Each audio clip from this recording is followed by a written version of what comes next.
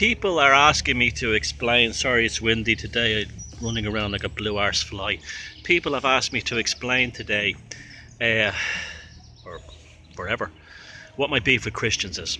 My beef with Christians is the same thing as my beef with Islam and Muslims, is the evangelical nature of it. Don't try and come and convert me. Don't you dare try to convert me or take my religion away from me or make me religious if I'm an atheist or change my religion. It's none of your business.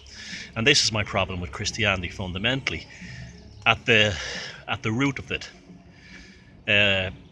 on a more philosophical level, it's the ignorance and the lack of education of Christians that really bothers me. For instance, they poo-poo and put down pagans and heathen people, yet the two Christian festivals that people love are both pagan. That's Easter, the festival of Ostara, and Christmas, Yule. Other than that, most people don't like Christianity, and all the bad stuff like chopping the top off your penis and all that stuff, and the suppression of women comes from the Middle East. That's why this religion and Islam is ultimately doomed in Europe. It has no future here. Islam is just a lunar cult. That's all that Islam is. It's a worship of the moon, and a Yemenite lunar cult.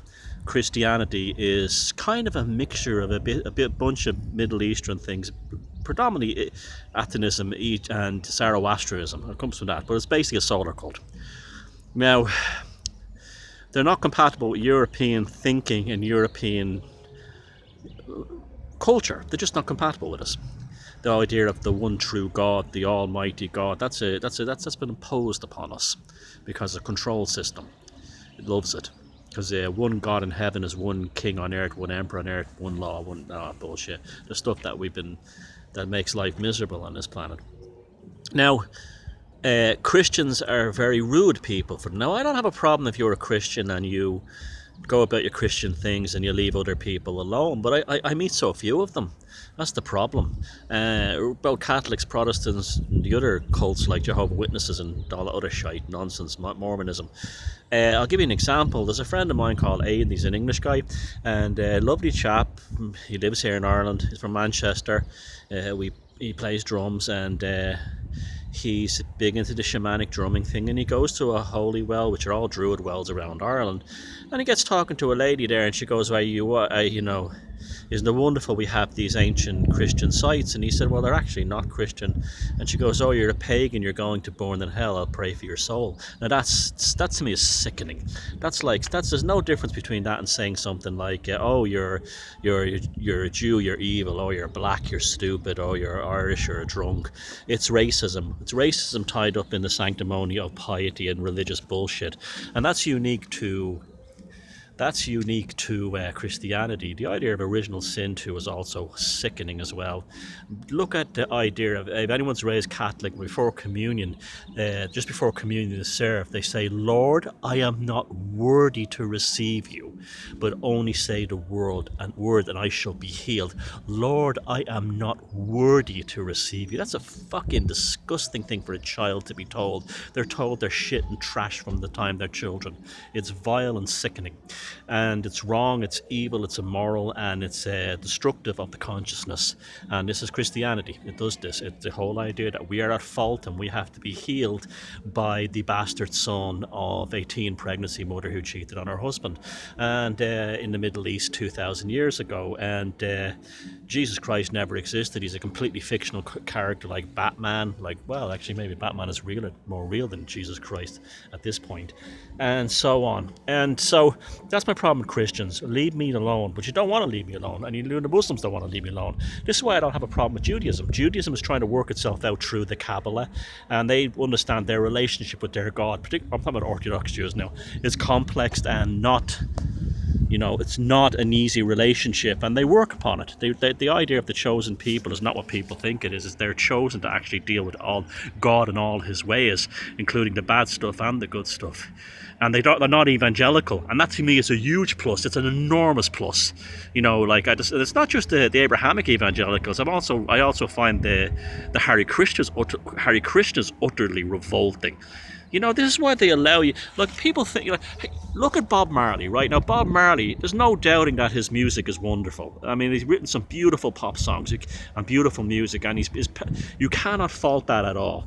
But Bob Marley was a religious fanatic, member of a cult, bullet-ridden thug, who basically was a racist and a religious nut in a cult, and that's really what he was. That's all he was at the end of the day.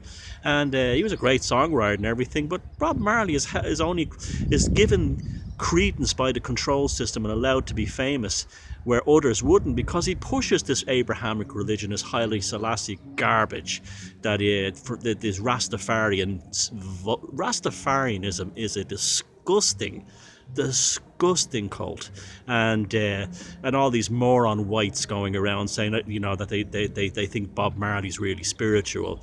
It's just part of growing up. I have a friend who's a ex-Bob Marley head. She was talking about that the other day. It's not that she's stupid. It's part of youth and growing up. It's when you're in your 50s and you're like a numbnut like Sinead O'Connor and still doing it. That's the problem. See, it's evangelicanism again. That's the issue. And it allows blacks to be racist against whites as much as whites to be racist against blacks. This is the problem with this but the heathen and the pagan religions are all encompassing. Look at the treatment of women. The reason why the Virgin Mary was so heavily pushed in Ireland is because the Irish couldn't accept that could not be a female god. It had to be a god and a goddess. And they had to, again, this Virgin Mary, Our Lady of Knock, the Queen of Ireland, all this shit. And also they had to turbocharge that with St. Bridget. They could not grasp this Middle Eastern notion that women are lesser. When the Welsh tribes fought against the Romans, the women were in the front line both as druidesses and warriors. The same took place in Ireland and Celtic Britain and all over Europe. This whole thing of the woman being the subservient. It goes against nature. Everything positive, negative, male, female, up, down, light, darkness. Women are. This is the same reason. This also could be something that's interesting. Perhaps you have the Pope brown-nosing Islam now. Well, the unification of Islam and Christianity could actually reform it, because then you'd have the dual opposites of the solar cult and the lunar cult. And if there was some kind of hybrid came out of that, and I'm not talking about Baha'is. Baha'is is another evangelical cult as well. This is the problem. The Middle East produces nothing but goat circumcision and cults that just that are intolerant.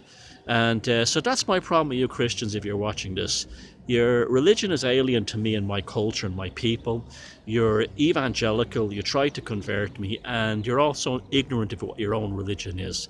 All you are useful tools for the demon called Jehovah. That's all you are.